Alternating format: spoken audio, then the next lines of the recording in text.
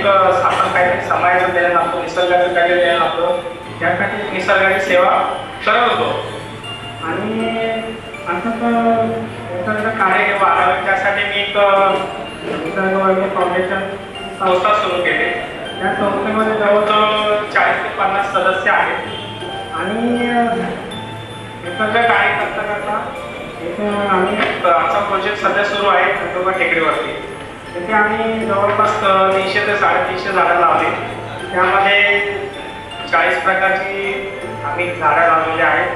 आणि त्याचं संगोपन आम्ही सगळ्यांसोबत आम्ही संगोपन करतो. हे झाडाला पाणी टाकणे आणि त्याचबरोबर फाउंडेशन मार्फत आम्ही या निसर्गाची सेवा आम्ही सगळे करत आहोत.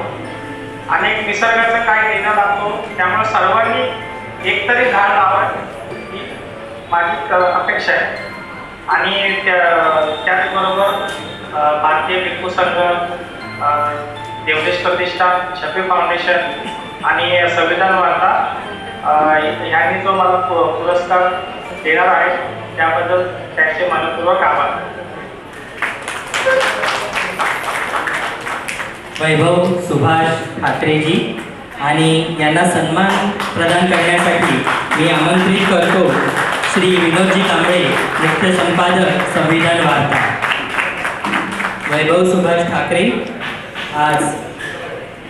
आज आपण ज्या कर्तृत्वाला सलाम करणार आहोत ते म्हणजे आपल्या निसर्गाचे खरे रखवालदार. त्यांच्या निस्वार्थ प्रयत्नांमुळे निसर्ग वैभव जपले जात आहे. जंगलांचं रक्षण आणि पर्यावरणाचा समतोल राखण्यासाठी त्यांनी आपले आयुष्य समर्पित केले आहे.